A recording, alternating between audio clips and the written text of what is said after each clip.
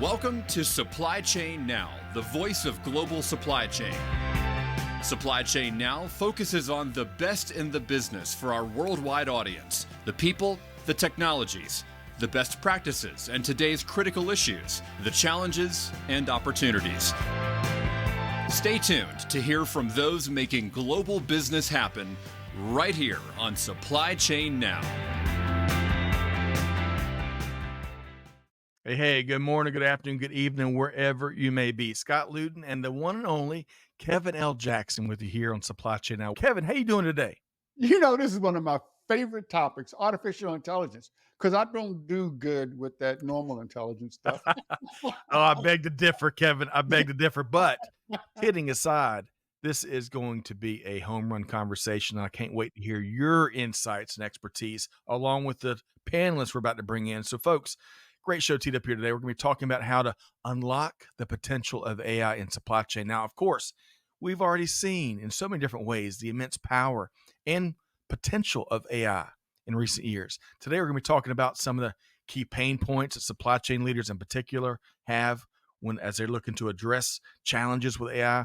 We're going to be talking about some of the more common challenges when it comes to that implementation and all the solutions that abound. We're going to be offering up some key considerations that teams must account for when it comes to an AI-powered supply chain solution. And we got a bright future ahead. We're going to get some predictive looks for what's to come in 2025 and beyond. Kevin, all of that and a whole bunch more. Should be a great show, huh? Oh, yeah, absolutely. But before we start, I just want to say, don't be scared, okay? Because AI is good. It really is. It's just a tool that can be leveraged to improve your life and your business. So you better stay tuned. You know, listen to what our guests say. This is good stuff. Well said, Kevin. I would just piggyback on that comment. Don't worry about the FOMO, the fear of messing up, right? We learn. This is global supply chain these days is like an Olympic obstacle course. It's challenging, but we're going to provide some been there, done that guidance and expertise here today to help you get through. So with all of that said, I want to welcome in our outstanding 1-2 punch of panelists, starting with David Vallejo, Vice President and Global Head of Digital Supply Chain Product Marketing at SAP, and Ronny Horvath, Partner Digital Supply Chain with IBM Consulting. All right, David, how are you doing today? Great to have you. Hello, Scott, Kevin, and Ronny. Couldn't be happier to be here. Outstanding. Well, great to have you back. And Ronny, welcome to you. Great to have you to the show. Thank you for having me, guys. So this is where I want to start, David and Ronny and Kevin. We've had a lot of fun asking a variety of our guests this here. A lot of our guests have been up to some really cool things over the summer months. I want to start with you, David, and I want to find out one really cool thing that you did this summer. Yeah, I mean, one of the really cool things we did this year was spending our vacation in a completely different way. Normally, we spend planning the vacation and planning out where we stay. This time, we basically just booked in and out flights to Europe and said we just go with the flow. And I like what Kevin said. AI is not scary. We actually leveraged ChatGPT to say, where should we go next from here? And it brought us into places. We saw Salzburg. We went into Italy, boats in Meran. We went into beautiful places in Austria. And it was phenomenal. AI helped us actually, like, how do we spend the day? What should we see? What are the priorities? We're hiking in the Danube Valley and things that we have never had really planned. And it was one of the most fantastic vacations. And we had our travel coach and assistant by us every day. So I cannot agree more, Kevin, when you said it's not scary. It can help us. It can help us during vacation as well. Yeah, it's about opening your minds, right? AI allows you to open your mind. Exactly. And based on what I heard there, also open your pocketbook or your wallet to experience all the wonderful things, David. But, kidding aside, I love when we can mix our personal journey with some of the latest and greatest, industry innovations, including technology. And I'm going to have to try out this approach of traveling by AI. So appreciate you sharing that, David. Ronnie, that's going to be tough to top. As David shared, I pictured all those sceneries and the rivers and the landscape, you name it. Ronnie, what was one of the coolest things you did this summer? Yeah. So first of all, you mentioned summer's around the corner. Please don't, Scott. I live in Phoenix, so I'm actually waiting for the temperatures to cool down a little bit, right? But I love it here. 3 months, it's very unbearable, but the rest of the 9 months are really nice. So I'm looking forward to fall and winter and spring. So, but what we did is, so first of all, let me start with the confession. I'm German. That's a pro or a con, depending on how you look at it. I moved to the US in 2017. And ever since I've been here in the US, I haven't really seen a lot from the country. I've been to almost over 30 states or so for business. I've seen many, many cities. However, I've only seen the airports, the hotel, and the client side, right? And whenever we were vacationing, guess what we did? We went back to Europe, which is not fun at. I mean, it's fun, but I know Europe in and out, right? I've been there, I lived there, I've been raised there, and so this time we said like, no, we want to know more about the US. So we said, look, what options do we have? And the best option we came up with, let's do a road trip. Let's drive from Phoenix Love it. to Miami. If I think about that now, I probably won't do it again. But we took 2 weeks to drive the whole tour, like Texas, Louisiana, and then Tennessee, North Carolina. We went then to Florida. So I've seen so much. I haven't seen that much in a vacation for a long, long time. Similar than David. However, I did not use AI, and I don't know why. I actually use old school Google and stuff like that, and it took so long time. I probably should have leveraged AI. I just didn't think about it. Well, that sounds like a wonderful, certainly a big highlight of the summer. But two quick observations, and Kevin, I'm coming to you next. First off, I'm ashamed to say I think Ronnie's been to more states than I have been to. And secondly, I didn't even get as much of a honk of the horn, Ronnie, as you came through Georgia. So I'm really disappointed. Next time we'll have to fix that. All right, so Kevin, David, and Ronnie, they had some really cool summers. How about you? What's one of your highlights? You know what? One of them, the highlight of the summer. Actually, I just came back from Grand Cayman Island, and talk about laying on the beach and enjoying the sun and great Caribbean food. Had some jerk chicken, and I tell you, it was just awesome. And the cruise ships weren't in, so there was no crowds. I tell you, that's always one of the best vacations I've had in a long, long time. I can tell. But I love that. I love those road trips, though. That was a great option. And in and out to Europe, wow. That just sort of going with the flow, doing what AI tells you. Hey, I'm going to have to try that out. Yeah, that sounds like a reality show, by the way, David. We should have sent our film crew and tracked you down and published it to VH1 or something. But both of those sounds like great trips. And Kevin, I could tell that was a great vacation because you told that story like with your whole body. I could just see how relaxing it was. Okay, folks, we got a lot to get into here, but I appreciate you sharing a lot of your personal highlights from the summer. But we got a lot of information and expertise to share with our audience here today. I want to start with this. In this ever fast moving world, velocity picks up, it seems like, by the hour. I want to start. Context is really important. That's where I want to start. So, Ronnie, I want to start with you. If you would, let's level set a bit. Tell us a little about yourself and what you do at IBM. Yeah, I've been in supply chain for 17 years or so, and I just love supply chain. It was all with SAP because I started my career in SAP consulting in various firms, from small firms to now the large scale firms like IBM. I have been just focusing on the stuff that I really like in supply chain, everything that moves, everything where I can make a difference in supply chain. We're still replacing paper, and that is something we can debate because I hear a lot of people saying like, no, supply chain is very innovative. Of course it is, but I still see customers even in the multi-billion-dollar range that still have manual processes. And this is what really motivates me, right, to work in supply chain, because I can see that difference. And now at SAP or at IBM, I'm in the SAP practice, and I'm responsible for the digital supply chain practice with SAP, which is everything from design to operate, right? And I'm pretty sure David If you don't talk to it, I can obviously make some marketing here for SAP. So I've been bleeding blue for all of my career, starting and working with different companies, but always with SAP. I love that. Sounds like a lifelong mission to tackle manual processes and make the human factor across global supply chain, give them easier, more successful days. One of my favorite stories in this global technology age we live in. Kevin, I'm going to get you to comment right after we figure out what David does at SAP. And David, tell us a little about yourself as well. Yeah, so I'm very passionate about supply chain. Just like Ronnie, I spent pretty much most of my career. I started out as a software developer and supporting supply chain software. I kind of stumbled into that, but I got fascinating by the diversity of that domain.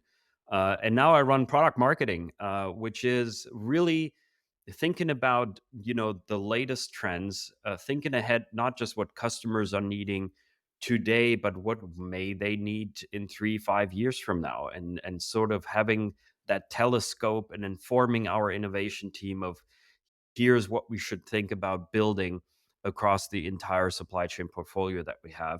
And then of course also responsible for making sure that we explain and message what we have, what our differentiators are, and help customers making the right decision when making technology choices, but also making choices in their journey and informing them some of the things that we'll be covering today about being ready for technology, what that means from an organizational standpoint. So product marketing is actually a very diverse discipline that we have at SAP, working with our customer teams, working with our innovation team, working with the technology platform team. So super, super, super exciting. And I'm very fortunate that as passionate I am with the subject, that I can basically live that out at SAP. So very wonderful. That does sound wonderful. And Kevin, I tell you what I heard there with David, a couple elements that I love. The diverse ecosystem. We all know about how that powers the industry forward, whether it's from a bottom line standpoint, innovation standpoint, so many different ways we all gain there. And then secondly, that forward looking visionary aspect of what they're doing in that part of the world. Man, I'm jealous. I gotta travel more and I gotta innovate more. David and Ronnie, you're setting up a high bar. But Kevin, what'd you hear there between Ronnie and David and what they do? Well, first I want to say, if I prick my finger here, you see it blue, right? Because I was I was at IBM. I was a worldwide sales executive for mobile wireless and voice at IBM for about 6 years.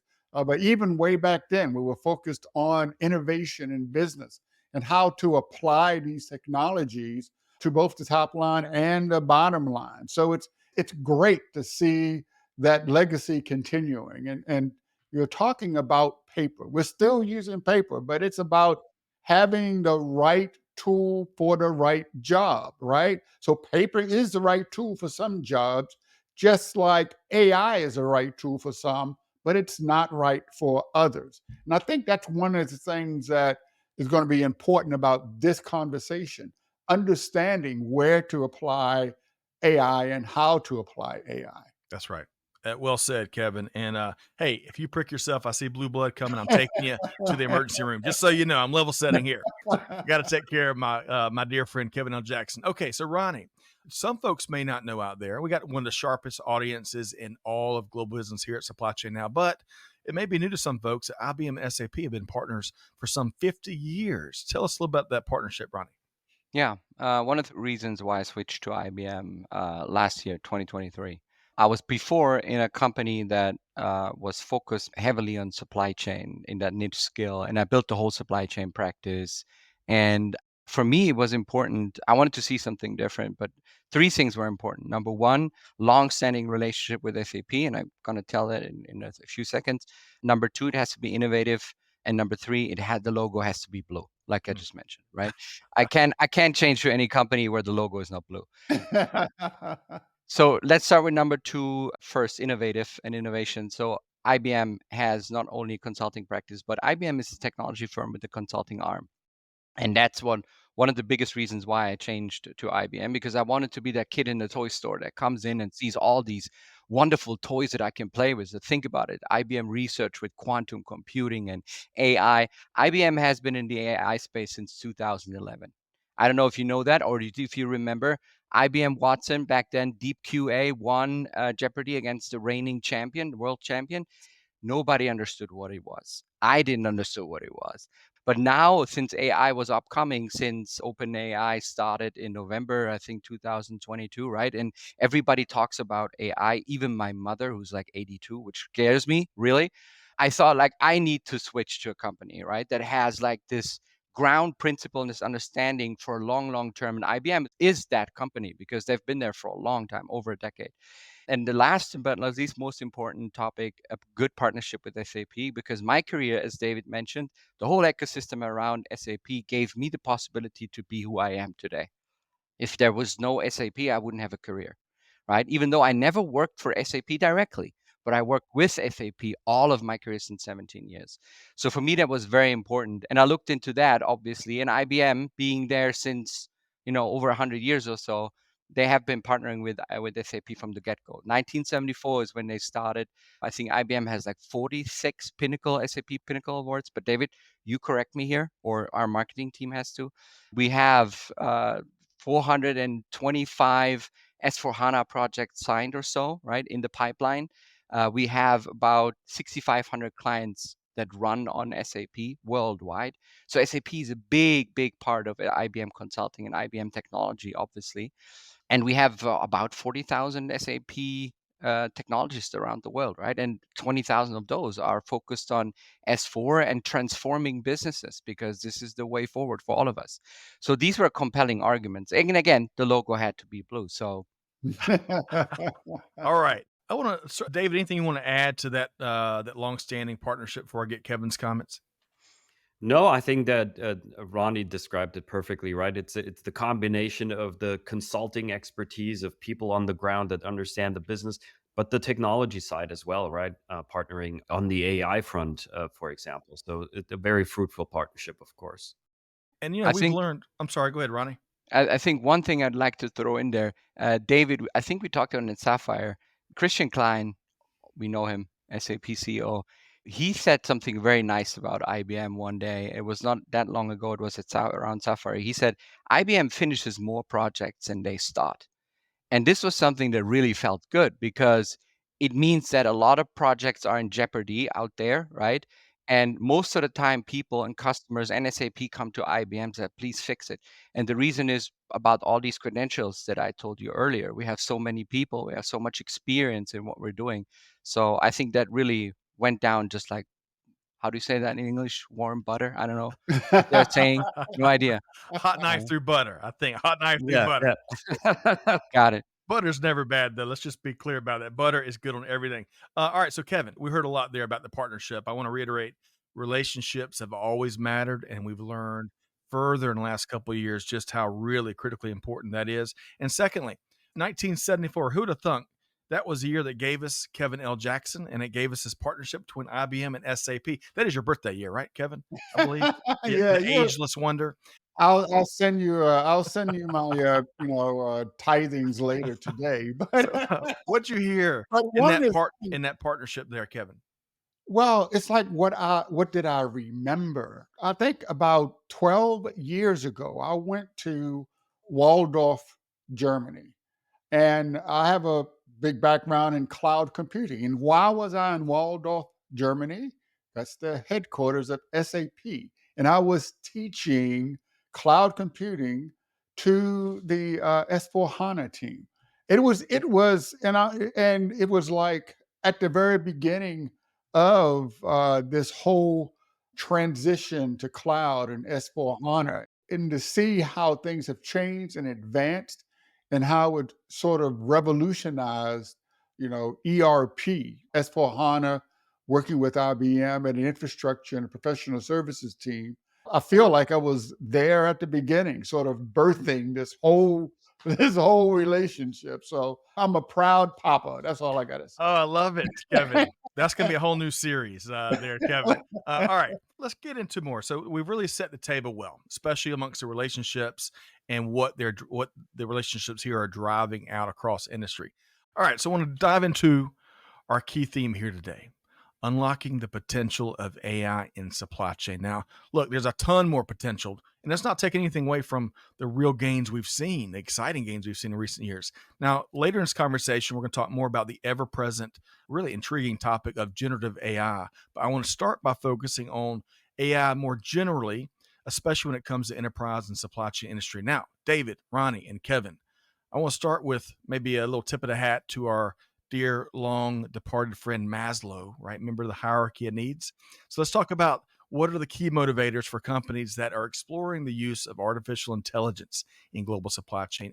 Yeah, I think some of the motivators are just like I explained with the vacation I did is just curiosity and interest. So oftentimes we hear customers there has to be something that where this is useful, right? So they don't necessarily set out in a very fully baked use case, but just like let's try this out. Let's have a pilot, right?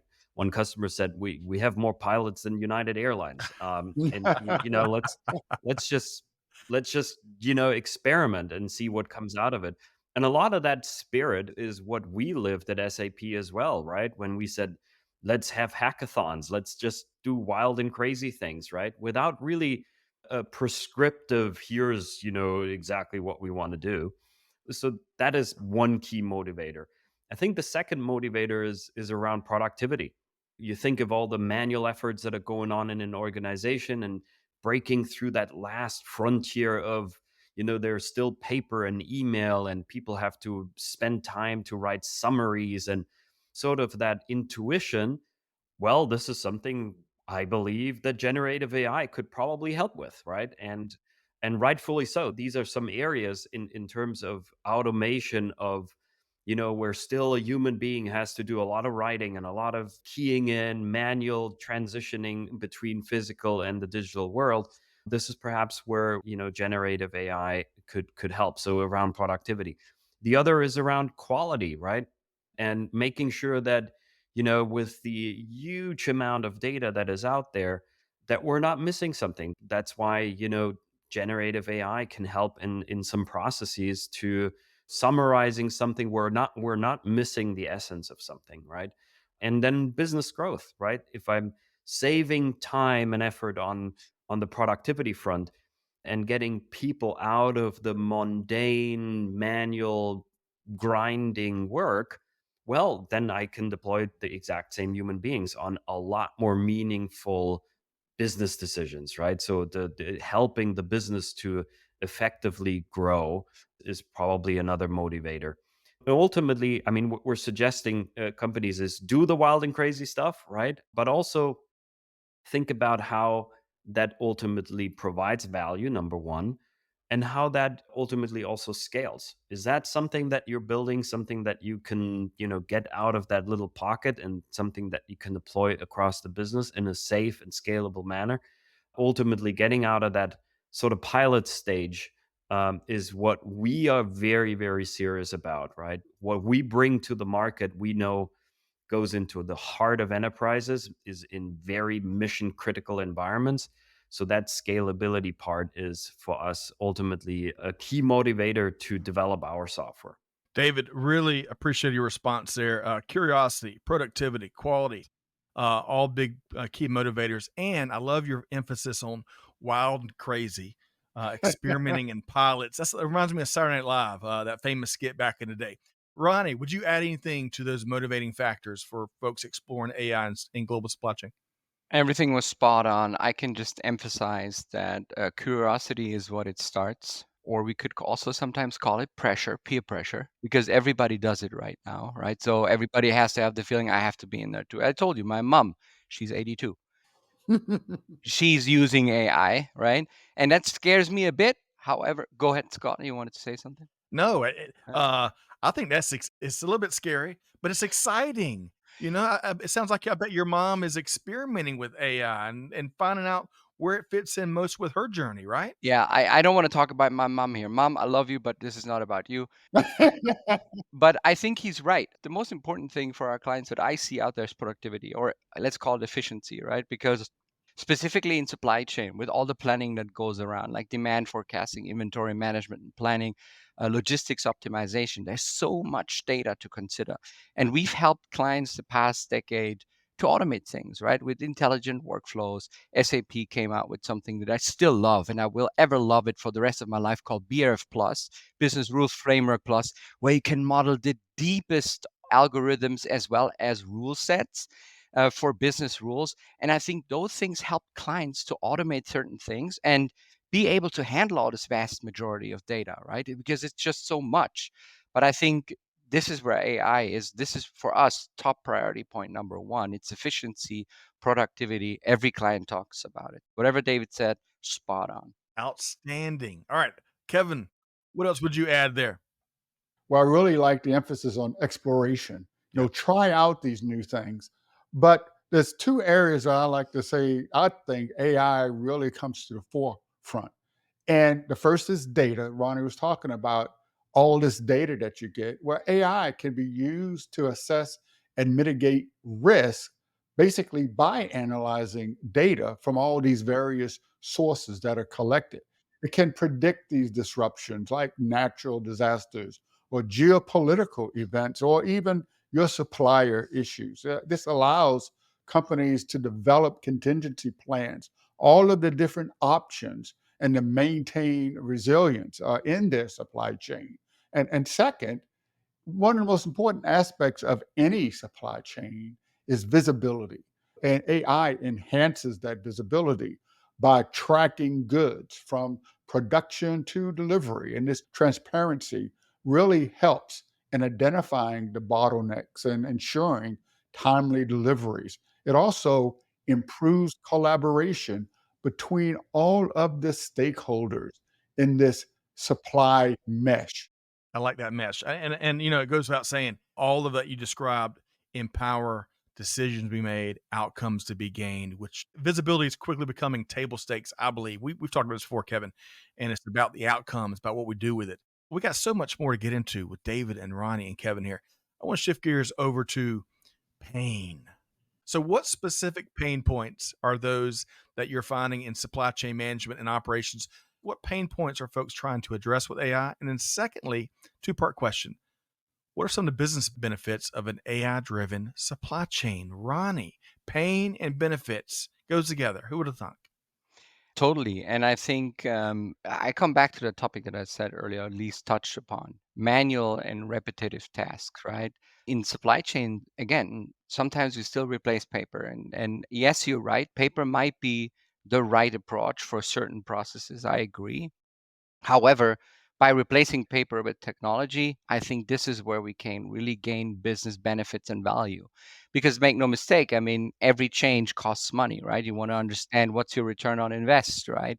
And if you're replacing paper, I'm telling you, this is where we can get the most value out of it, right? But if you think about typical supply chain processes, let's say from the very beginning, data entry, the whole order processing, generating reports because you need information to understand where you are, where you will be next week, and what do you have to do to avoid certain things.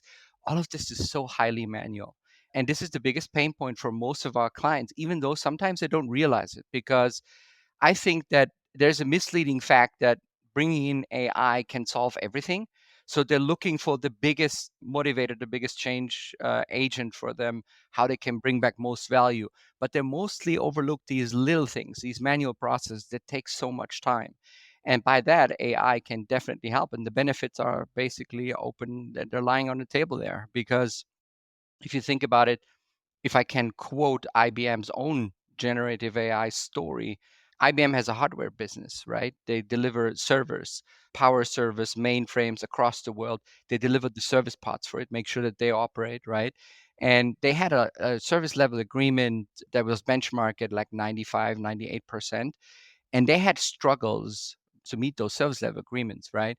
But years ago, 4 years ago, they said like, hey, why don't we use generative AI for that? Because we see a lot is buried in manual processes. We don't even know where we are at times. Let's be proactive about this. And what they did is they took Watson back then, not Watson X. It was the old Watson platform, put that on top of all of the solutions we use. An SAP ECC back then, we're now switched to SAP S4. There was an SAP Ariba. We had data warehouses like DataSphere from SAP and so on, certain things, but also third-party products because IBM was not fully completely on SAP yet. And what they did with Watson, they put it on top on this data layer And all of a sudden, they're just handling Watson to do most of the tasks that were done manually before. And they gained huge efficiencies. We're talking 95% of faster response time to supply chain inefficiencies, right? The one example I always come back to is Europe volcano eruption in Iceland. I think it was 2010. I don't remember, 2009. It happened. It was in the news. Everybody, ooh, luckily not too many people died. Everything was kind of safe. But then it slowly degraded into a topic where they said, like, well, this impacts air traffic, right? And for the human being to understand that and then to translate it to the supply chain and that it will cause problems, it was just way too complicated. And an AI driven solution could have read all these weather data that you had out there. And Kevin, you made that example earlier, right? It could have read that and at least proactively alarm your supply chain folks that, hey, there's something coming up. 40% of our shipments are air freight. Air traffic is completely down in Europe. We should do something about it, right? And this reaction time, instead of doing it manually, is, I think, what is the biggest pain point and also the biggest benefit that you can gain out of AI. Ronnie, I feel like we just got a certification in that last response for sure. A lot of good stuff that we could have a whole show dedicated to. I would just say, David, anything to add to these pain points and the benefits that Ronnie was sharing? Yeah, I mean, again, the elephant in the room oftentimes is will AI replace jobs, right? And I think the way to look at this is actually the pain point is it's hard to get people to do boring jobs in this current age. And I give you an example, like when we were hiking through the Danube and there was like a beautiful restaurant where we came to, and it was like, all right, you have all this outside seating. But in the restaurant, there was no waiter. There was nobody. It was a wall of vending machines, believe it or not, that had fresh cake, that had coffee, that had beer, that had fresh pastries and everything. And I talked to the owner who came out and she said, well, we had a really difficulty finding workers. And it started during the COVID times, and we have started to automate things. And it's the same thing in enterprises. It's tough to get people from the next generation to say, you know what? You're going to stand there for 8 hours and you're going to move the data from left to right and you're going to do this very repetitive task. They don't want that. They want a purpose. They want to have essentially respect to their human intelligence, to imply their human ingenuity. And so I think AI is all about not replacing the human with a robot, but taking the robot out of the human. I like that. And so that is actually a pain point for organizations. They still have all these jobs where manual, repetitive things have to be done. So I think that's one of the promises that AI and generative AI in particular, to get to that last frontier of the knowledge worker to be more respectful to their brain and say AI helps you to make decision instead of you grind along in your daily work. Human history shows this, that AI will create far more jobs than it will eliminate. And David, I love a lot of fulfilling, purposeful work. That's what folks are after. Kevin, your response though to those pain points. Oh, yeah, absolutely. I'm going to pull on that human aspect, right? And this is all about digital transformation, to be honest. As many industries, companies, the world adopts new technologies, new ways of doing things, they have to drop the legacy infrastructures. So, how do you bring the humans along in this constant change environment?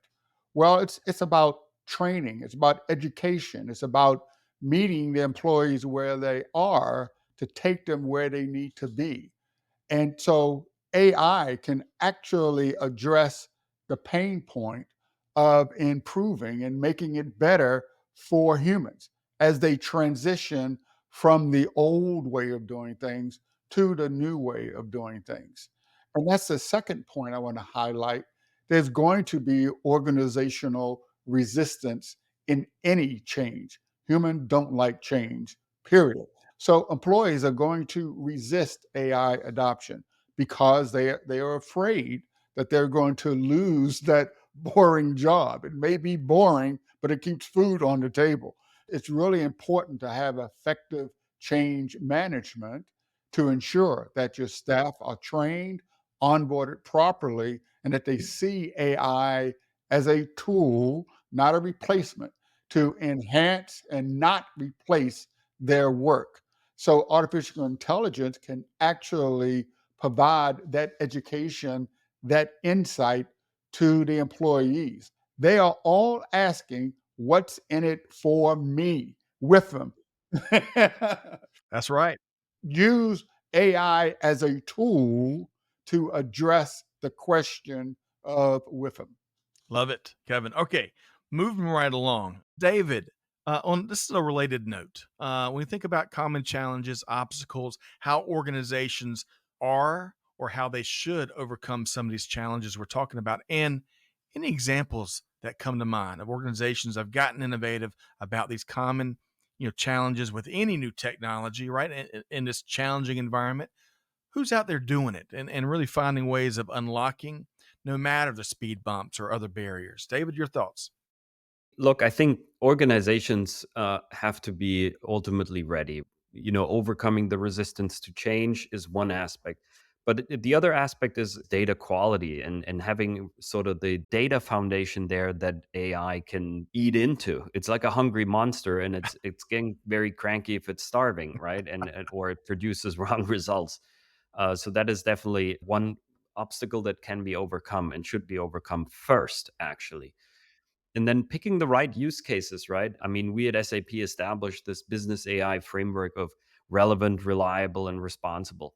And these are very key pillars. I laughed about it because it's 3 R's and it's, leaning into the R3. But it is very important, right? If you think it all the way through, experimentation is great, but to think it to the end all the way. And responsible is also a key aspect. And a lot of reservations that people have is, what about, introducing bias into the equation? What about data safety and security? Do you get organization to pump out all that data into AI that perhaps is something that includes personal information, right? And so taking really a serious step of, if we deploy this in production for everyday use, have we considered all these things, right? And so for us at SAP, we take that very seriously. We have like a whole ethics council around AI, for example. And sometimes that means certain dimensions of the business, we're not allowing AI into this frontier yet. It would be great if you have applications and have AI scanning all the resumes and giving you like the best candidates. Well, but there's a reservation. Well, will that always be the best candidates, or will that have a bias on maybe how we hired in the past, but not how we should hire in the future? Taking careful but yet optimistic steps forward, vetting some of the use cases, making sure that the data is there, that security has been sort of observed. And with that, you can drive with more confidence on this path of innovation. And I think that is key for all the naysayers. They say, well, what about this? What about that? That you say, I have checked that. I have checked that off the list. Regulations, I think, will be volatile for some time. So you have, for example, ChatGPT, the Meta AI in WhatsApp in the United States. You don't have that actually in Europe. They don't allow that yet. So there are regulations also that need to be kept in mind. SAP, of course, we're at the forefront. In some cases, we're sort of forming and defining that with the authorities.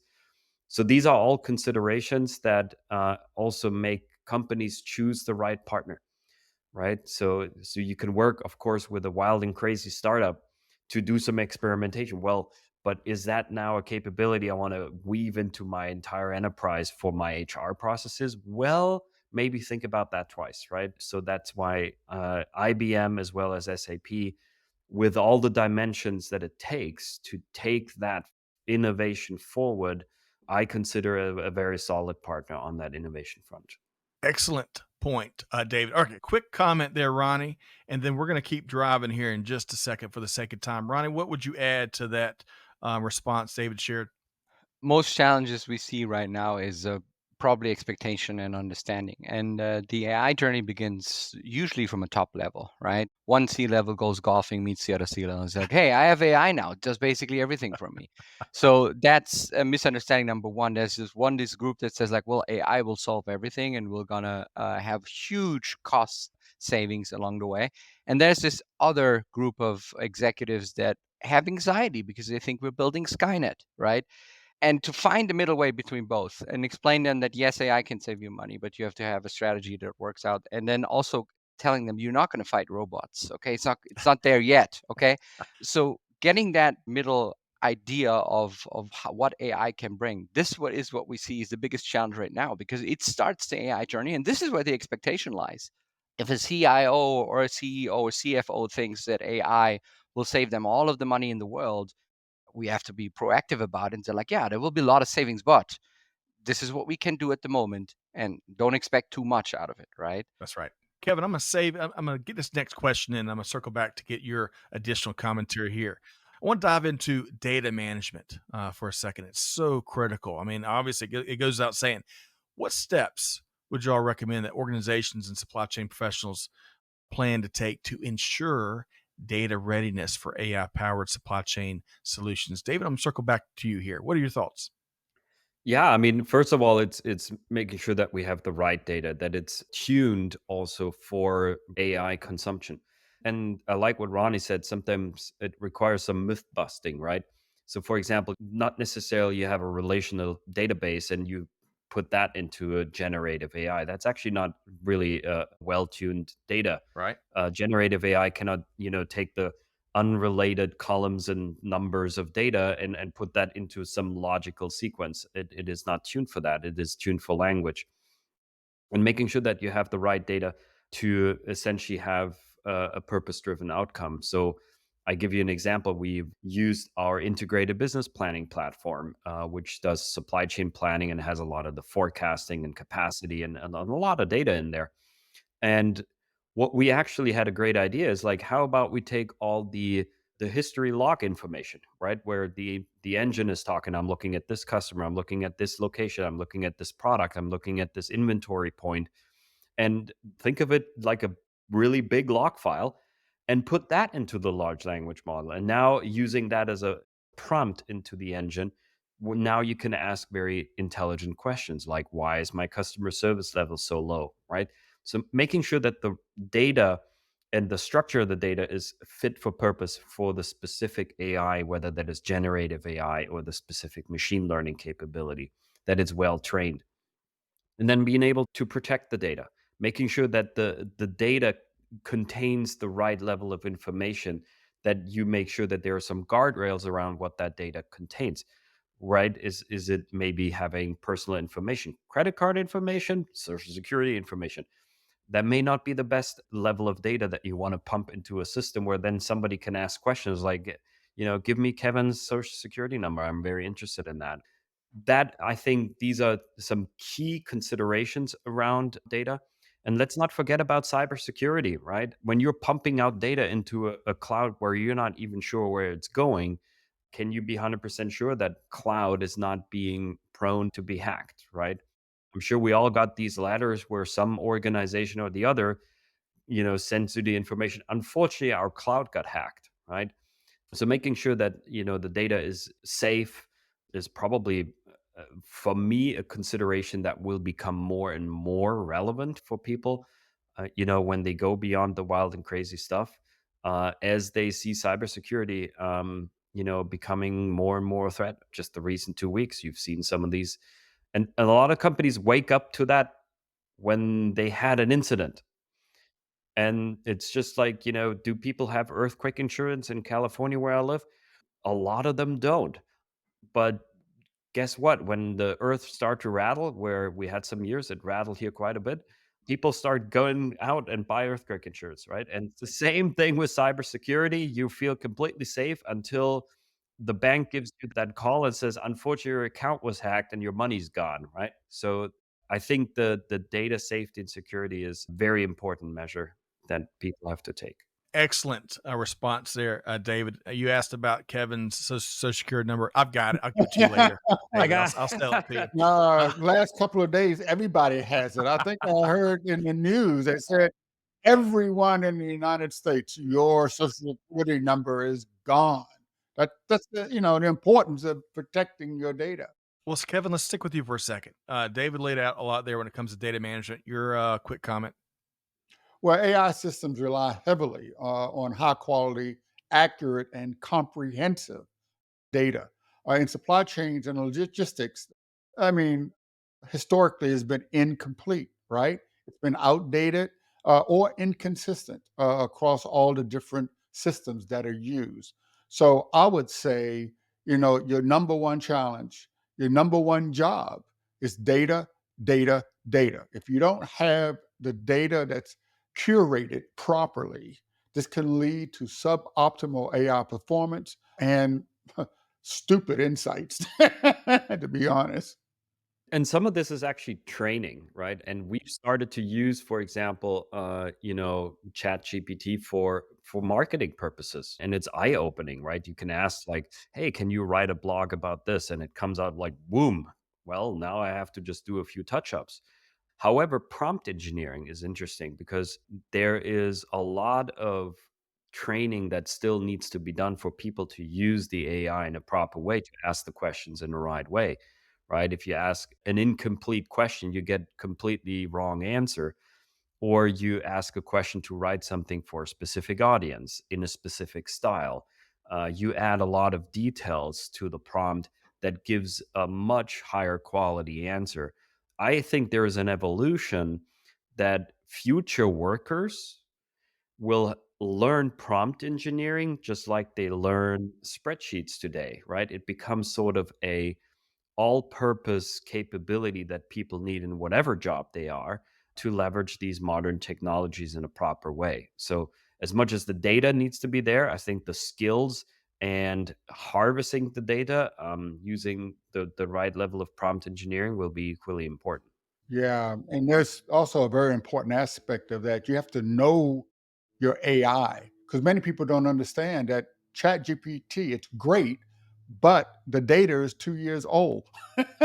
Much of the data is 2 years old. So if you're trying to get access or leverage brand new data, then it won't be in that AI. And that's why maybe it's even more important to bring your relevant data, your current data into your AI process. You can't just consume Chat GPT to help today's supply chain. All right, a lot to think about with data management, as you would expect. Ronnie, I know you got a burning thought to add. Yeah, I like what David said earlier about myth busting in that sense, because I think data is what we heard. And Kevin, you said it 3 times: data, data, data. I counted it here. So we see a lot of clients that are right now struggling exactly with that point because they want to start with AI, but they know data is so important. So what they do is whatever they have pushed out for the last decade, cleaning up their data, they do it now because they want to do AI.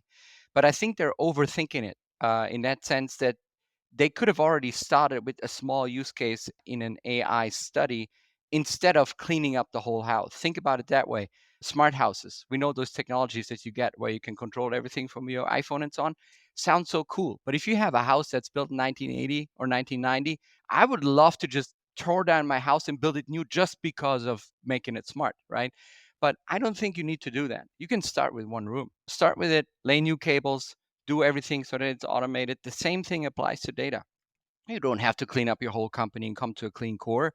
Start with something, start with a use case, define a business goal and say, like, this is where I start with AI. And you will immediately gain back benefits because all the other companies who now start the data cleansing process that they have pushed out for decades, they will get the benefits 2 years down the line. And that's, I think, that is sad, to be honest. So that's what I would like to emphasize, that we need to bust that myth that there is too much data work involved. It is important, absolutely. That does not prevent you from starting with the use case in AI. Starts all, grow big. That's right. The selection process is critical. We've seen so many organizations get that wrong, right? If y'all could both, and I'll start with you, David, give me one quick tip. There's so many, it deserves its own show, but give me one piece of advice when it comes to selection for folks out there evaluating and going through the selection process of AI-powered supply chain solutions? Well, I think the most important selection criteria is to clearly link it to a business objective, what you're doing, right? Going past the experimentation space where you try to figure out what is even possible and play with it. But if you really want to invest into a use case in a more extensive way, that it's clearly linked to a business objective, whether that is productivity, and that you quantify it, right? That you're like, I really want to, invest into this because I see the promise in the outcome of the following, right? Whether that is customer service, inventory, whatever it may be. So I think that is clearly something that we also see some organization missing in their strategy for selecting is like, what is the business objective? What you're trying to achieve? Who owns it? And if that is not in place, that pilot is oftentimes sort of doomed to fail because then people forget, why are we doing this? Right. And that's where a lot of the burnout of the valuable human factor, if they can't understand and answer that why and get an answer that makes sense to them, that helps guide what they do day in, day out. That's critical. Well said, David. Ronnie, what would you add? One piece of advice when it comes to selection? Start with clear objectives. That's what I would say. What I said earlier, the expectation management. Yes, AI can do anything. No, we're not going to build Skynet. But however, make up your mind. Like, look at the use cases, prioritize, and pick out one that you start with and see what value you gain out of it, right? And this comes back also to the data topic. As I said, of course, it's better to have clean data. My personal wish is that all customers in the world will have a clean core. They will all be on HANA. They have only SAP solutions, no heterogeneous system landscape again. This is going to be so awesome because then it will be so easy to implement AI anywhere. Because AI, Joule, is on there, right? It's on HANA. It's reading, it's writing back to your database. You don't have any data warehouses in between, any data lakes. This is where we, I think, want to be in the future. And I think David wants to be there as well. I'm not sure, I guess. SAP wants to. All right. An emphatic yes at that, David says. Okay, I'm going to ask all three of y'all as we start to wind down because we have fast and furious finish here. Folks, we've turned a corner. We're well into the second half of the year. As we were talking earlier about the different seasons that I got wrong. 2025 is right around the corner. So I'm going to ask each of y'all, David, Ronnie, and Kevin, what does 2025 look like for digital supply chains and AI? And David, your thought. We're around the corner of putting in our digital assistant Joule into our supply chain applications. And then we're doing this at the end of this year. So next year, you will see that it will be the new normal that you log into your application and you have a digital assistant that will guide you through your daily work and where it answers questions, how to do something, just like it became normal. When you call your airline, it offers you a chatbot, and that chatbot is not as dumb anymore like in the past, right? I mean, I used it with rebooking a flight, and it says, I pulled up your itinerary. Here's an alternative option. Do you want me to go ahead and book that? No human was involved. So we get more and more into this sort of autonomous supply chain where some of these processes will be not just guided by AI, but actually starting to get actually into the level of confidence to automate some of these activities. That will be the new normal. I think 2025 will be a key year where we get basically an adjustment in the way we're using software altogether. Yes, well said, David. Love your comments around chatbots. That's been my experience as well. Ronnie, 2025 digital supply chains, AI. What does it look like? IBM does so much in this sense. Our whole research department is on the forefront with language models. I mean, we all talk about large language models. IBM just released in May their Granite language models to open source. They're updated weekly, and I think they will be updated daily in the near future. So I think this is something that will further be developed in the next year. Specifically, those large language supply chain or large language models, they will change to specific models, because do you really need a large language model that has like a key lime pie recipe to do supply chain work? No, you don't need that. You need a specific model, right? And that's why I think small language models, if you can call that, will be the future as well. I mean, a language model that fits on like something you can take around with you without having connectivity. Think about something in your ear that translates language simultaneously. You don't need to learn languages anymore. It's going to be solved in the future. And I think this is the next step. And I don't even want to talk about quantum computing, because that's going to definitely change supply chain as we know it. Think about all the planning problems that we had, the traveling salesman principle, 10 locations multiplied to millions of opportunities that you have there, or possibilities. This needs computing power, and quantum computing is already there. Combined with AI, I think 2025 will be that kid in this toy store feeling for all of us. It's going to be awesome. Ronnie, I love it. And I would just add, global supply chain works better if key lime pie is involved. Just saying. All right. So, Kevin, David and Ronnie shared some bold visions for 2025, which again is just a few months away. Exciting times. What do you see, Kevin? Well, I see the most important aspect of AI is how it actually blends into our everyday life. So AI bias is the most important aspect in that. And I think we're going to see a lot of focus on preventing AI from perpetuating biases that are present in the data that they're trained on.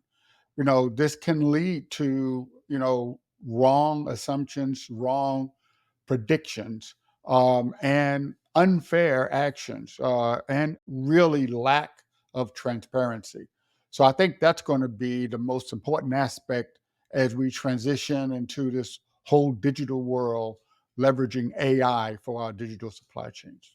Well said, Kevin. Eloquent, all three of y'all, very poetic. Okay, we're going to do this. We're going to wrap and bid adieu to our friends David and Ronnie. We're going to make sure folks are going to connect in just a second. I've got a resource, and we'll get Kevin's patented key takeaway on the other side. So stay with us just for a second here. But first, we want to thank both David Vallejo with SAP, Ronny Horvath with IBM Consulting. David, how can folks track you down and connect with you and keep the conversation going?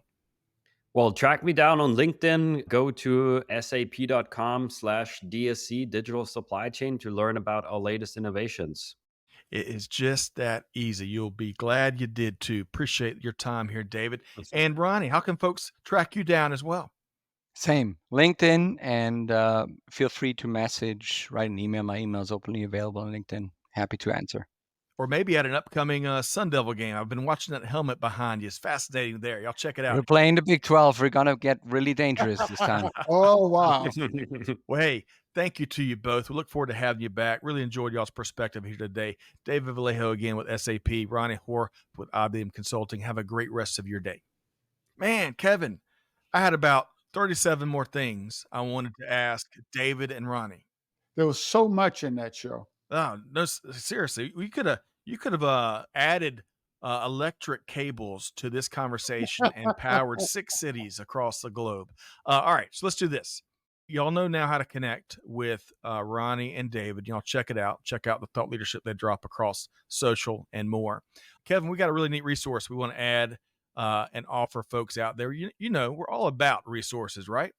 And this is a neat white paper from our friends at IBM entitled Generative AI ERP Study 2024, Achieving Enterprise Scale Improvements with SAP Specific Generative AI. Okay, Kevin, you're not getting out of your patented key takeaway. And it's tough to boil all that down to one key takeaway. What would it be, Kevin? Explore generative AI, okay? And explore with focus. You have to understand what it can do and how it can help your business model, help your business processes, help you on your top line and bottom line. So the bottom line is just do it. I like it. I've heard that somewhere before, but no, Kevin, I love that. And I also love, there's so much this conversation I thought was really practical, right?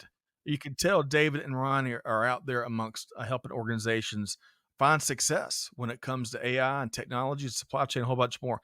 But that curiosity thing that we dwelled on a lot on the front end, I think whether you're a professional out there, fighting a good fight as a supply chain pro, or if you're a business leader and you're managing teams, I think finding ways to challenge yourself to be more curious or to instill more curiosity in your team, whether you're in supply chain or any other part of global business, I think that is a big part of successfully unlocking not just where we can target the right use cases, as we talked about a lot when it comes to AI, but many other. I mean, that's how we find solutions to all sorts of challenges, old and new. Right, Kevin? Yeah, absolutely. But you got to keep focusing. You got to keep working on those challenges. AI is one way of making it easier to deal with all these changes in our life, in our business. So if you like what you heard from the whole gang here, this whole conversation, especially Kevin L. Jackson, make sure you find Digital Transformers wherever you get your podcasts. And you can also find Kevin across social. Kevin, a pleasure to have you here. Thank you very much. This is awesome. It was, wasn't it? It was. Folks, here's my challenge to you. Take one thing that we heard from Ronnie or David or Kevin and put it in action. Your team's ready to change how business is done. Your team is ready to have more successful, consistent, positive, fulfilling, purposeful days. And it's our job to help empower them to do just that. So on behalf of the entire team here at Supply Chain Now, Scott Luton challenge you, do good, give forward, be the change that's needed. And we'll see you next time right back here on Supply Chain Now. Thanks, everybody. Thanks for being a part of our Supply Chain Now community. Check out all of our programming at supplychainnow.com and make sure you subscribe to Supply Chain Now anywhere you listen to podcasts. And follow us on Facebook, LinkedIn, Twitter, and Instagram. See you next time on Supply Chain Now.